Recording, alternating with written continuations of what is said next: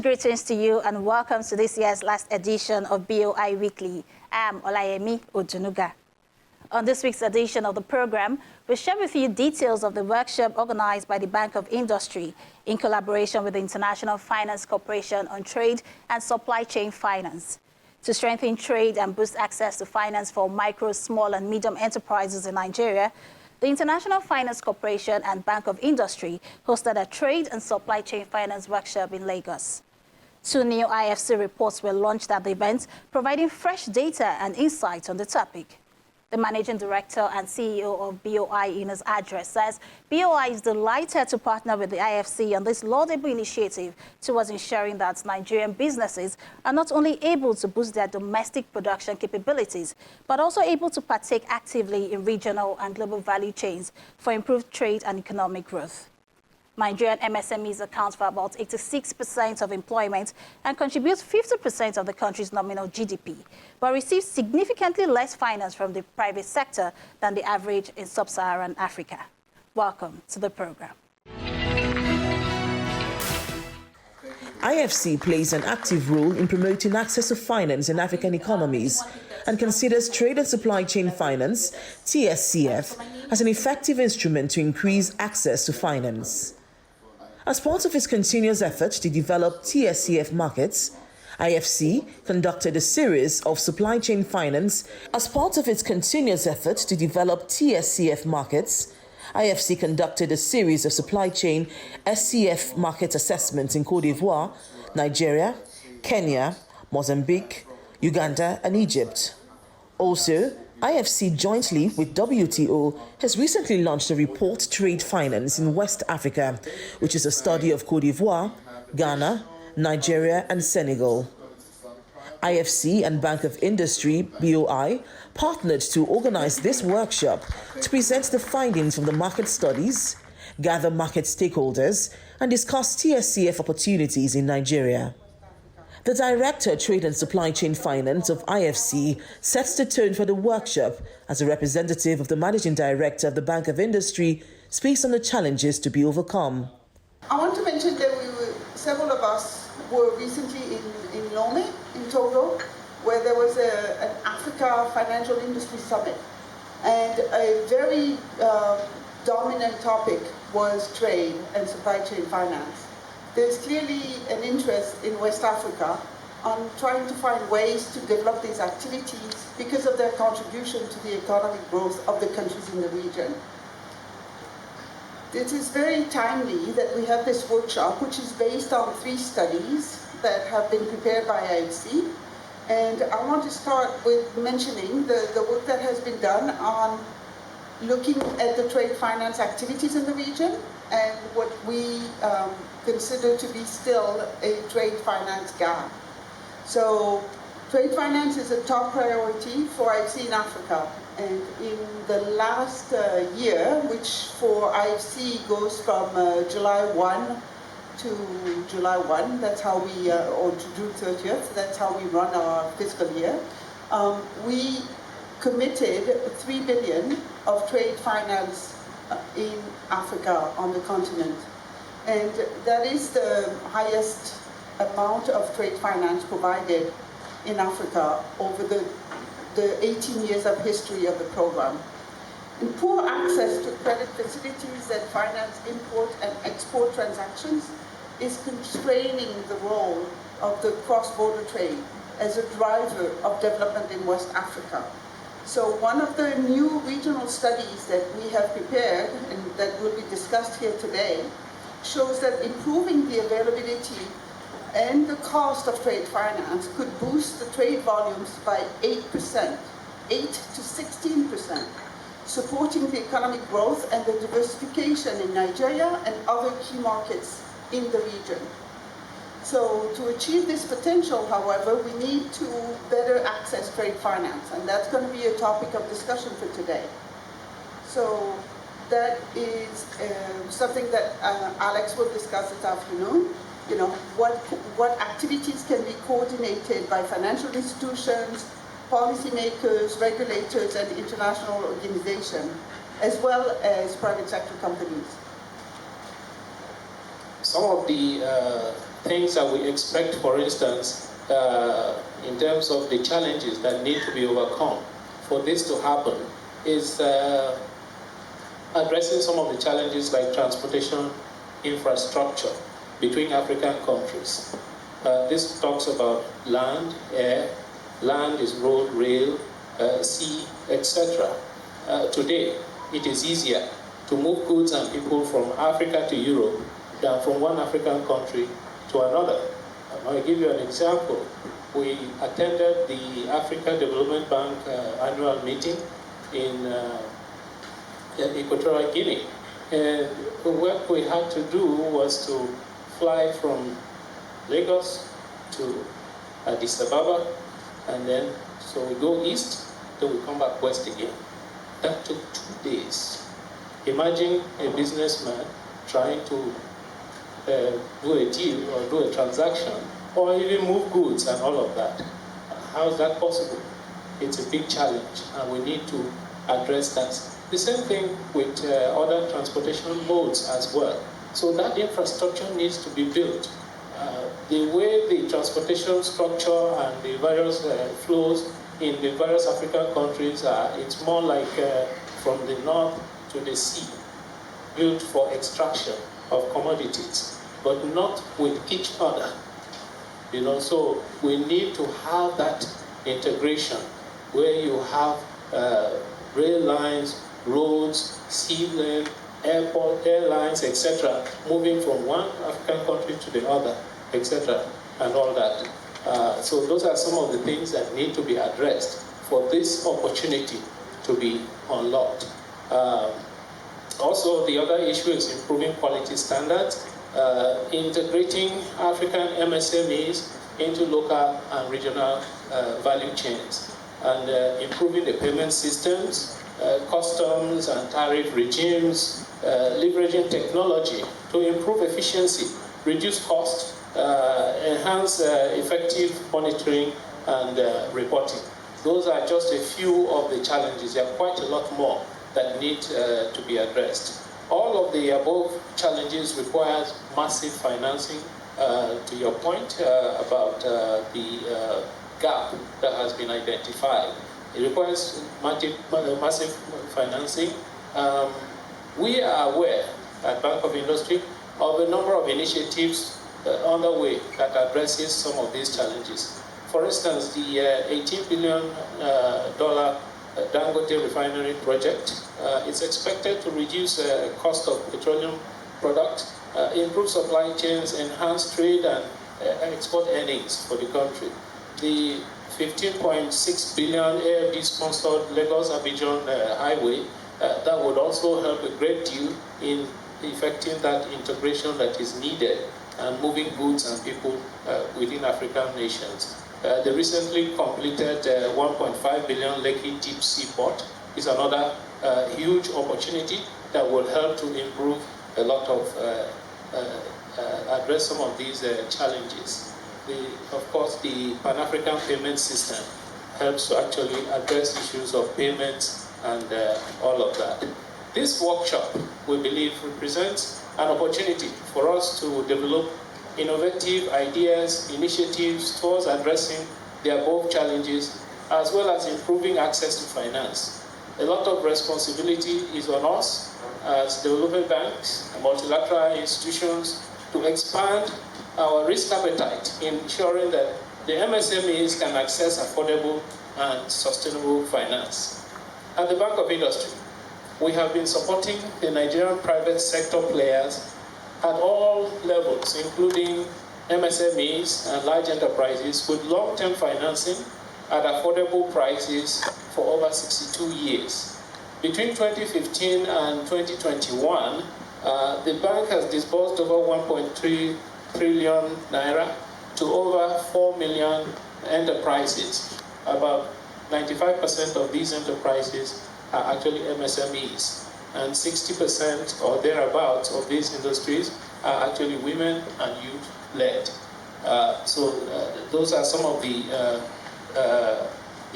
impact that the bank has had. Now, distinguished ladies and gentlemen, our MD Mr. Oluka Edepito, asked me to reassure you that the Bank of Industry is ready to continue to support the industries to finance trade, to finance supply chain, because our customers are feeling the pinch. We believe that this is the way to go as a DFI. Over the last 5 years, you might say, okay, where's the financing for that? Over the last 5 years, the bank has raised a significant amount of money. Over $5 billion has been raised to support the industries in Nigeria to grow and to thrive, particularly the MSMEs. This year alone, we raised over 1.7 billion euro. In February, we raised 750 million euro from our maiden Eurobond offer. And in August, we closed another 1 billion euro from our syndicate of banks that we deal with. Over 70 banks internationally have invested in our offer. Based on a survey of about 1,000 MSMEs across Nigeria, titled IFC's Market Bite Nigeria, Innovation Offers Key to the Broader MSME Finance Market Study, it identifies an unmet demand for credit by Nigerian MSMEs of approximately 13 trillion Nigerian naira, equivalent to $32.2 billion. There are many reasons for this, including regulatory constraints and gaps in financial infrastructure. Many financial institutions also perceive MSMEs as too costly and too risky to serve. I'll just start by restating some obvious facts. This is the largest economy in Africa, and it's very important always to remember that. Our population just over 200 million. And the key thing to remember is 70% are under 30 years of age and largely unemployed. Agriculture is a significant contributor to GDP and also to employment. However, it does face challenges, like many countries across Africa.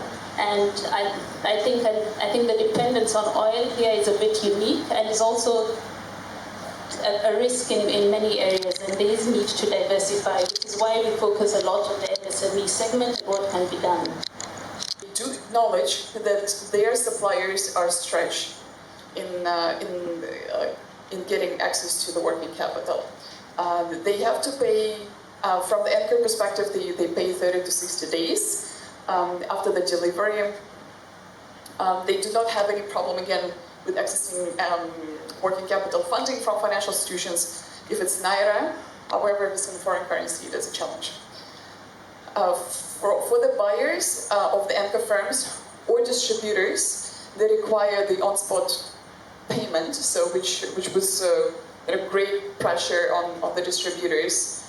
And they do understand this, and some of the anchors offer some sort of financing options to their suppliers. However, it's still done not in a systematic way, not across the market. Hence, the need for financial institutions to come in and play significant role to support both anchors and their suppliers and distributors.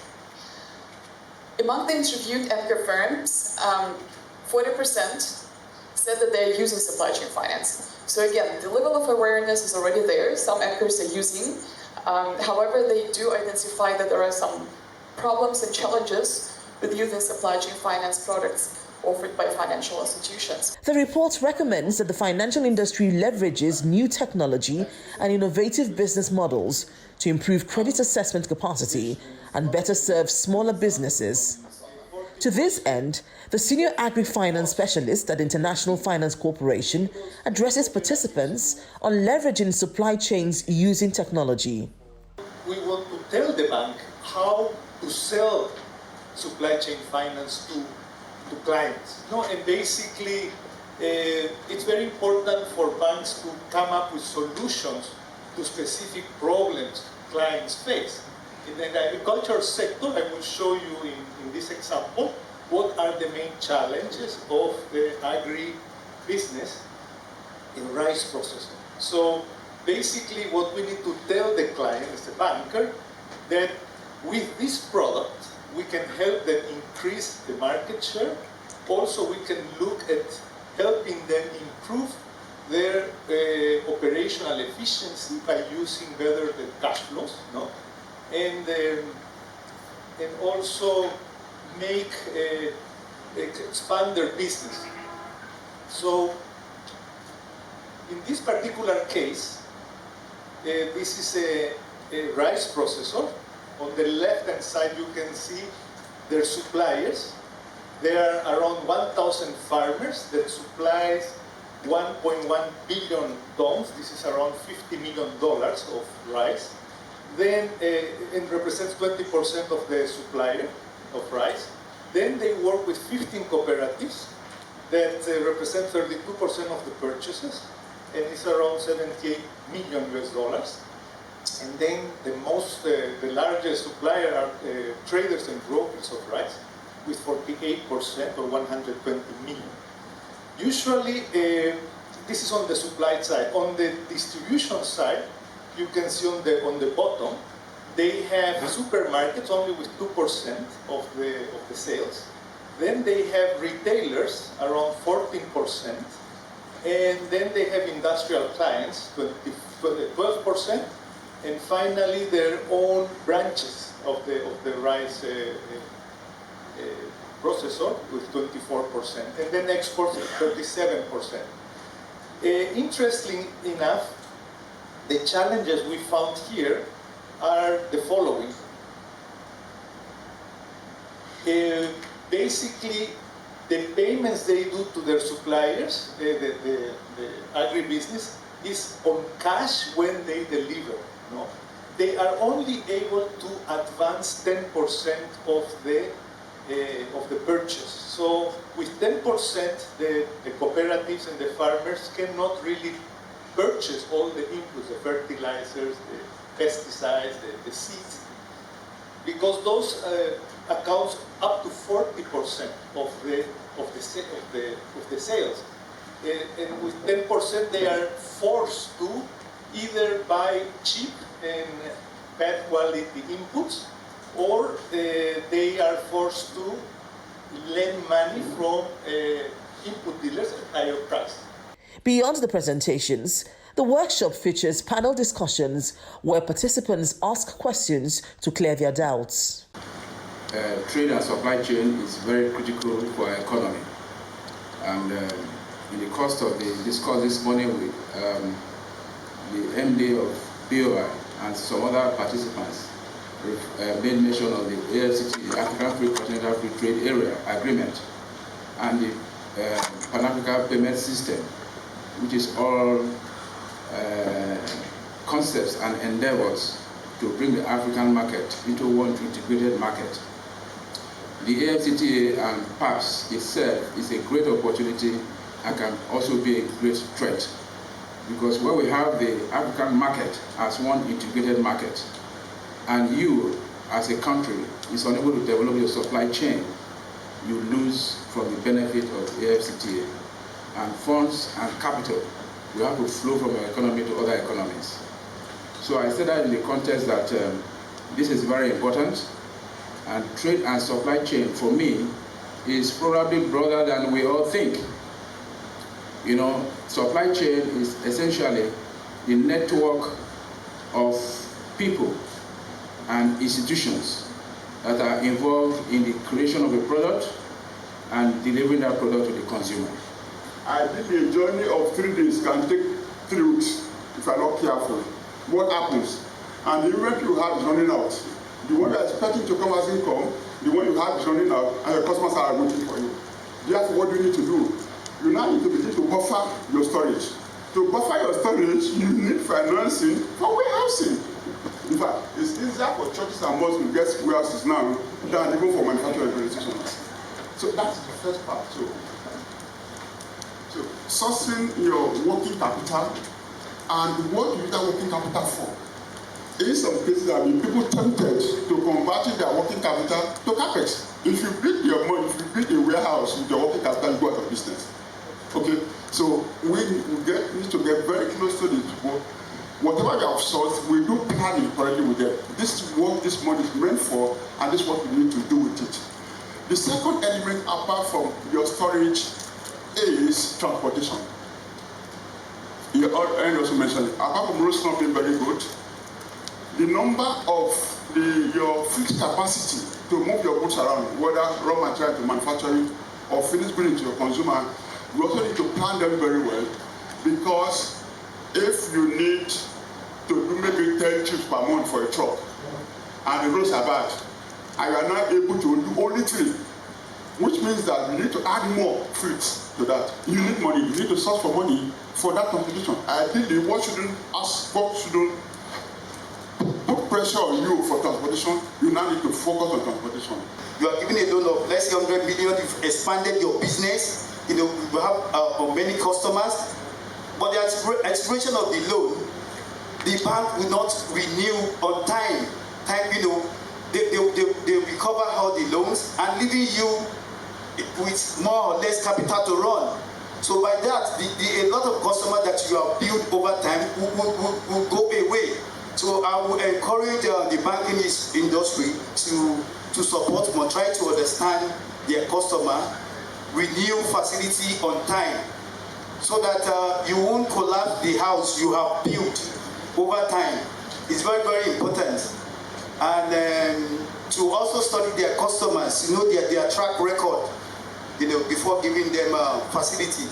So those are my few suggestions for now.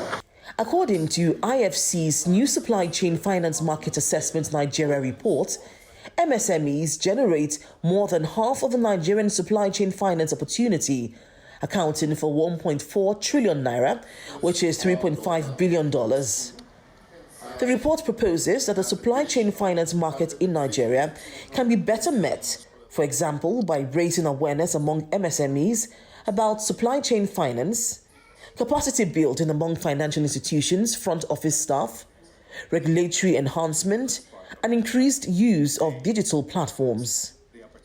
The research shows that improving the availability and cost of trade and supply chain finance could boost trade volumes by 8% to 16%, supporting economic growth and diversification in Nigeria and other key markets in the region.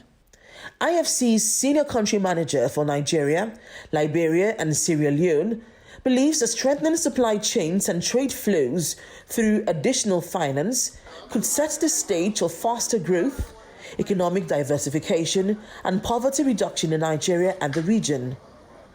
The corporation is therefore glad to present these new reports with data and insights to encourage further investment to close the MSME finance gap. The Bank of Industry over the years continues to provide interventions for industries to thrive, and there is more where that is coming from. So as an entrepreneur in need of support to grow your business, kindly visit any of the branches of the bank closest to you or log on to the bank's website at boi.ng. You can also follow the bank on all social media platforms as displayed on your screen. And it's a wrap on this week's edition of BOI Weekly. Thank you for staying with us all through 2022.